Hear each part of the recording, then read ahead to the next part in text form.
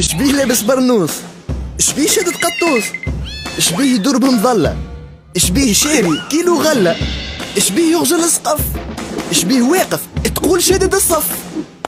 الناس الكل تتبع فيه والإعلام الكل لاهي بيه. زعما علاش؟ زعما هو يندرى كيفاش؟ لا أما على خاطر رئيس قريب برشا من شعبه، ماهوش متكبر ويحكي مرة في الفئر. رئيس الدولة إنسان، وكل إنسان تركز معاه وتتبعه مليح كل نهار باش تولي تشوف في بعض أحداثه وتصرفاته شوية ثمار وشوية خدنا، وهذا شيء عادي. أما الشيء اللي مش عادي والخطير علي وعلى مستقبل ولادي هو كي نبدأ ما نعرف شيء على رئيس بلادي.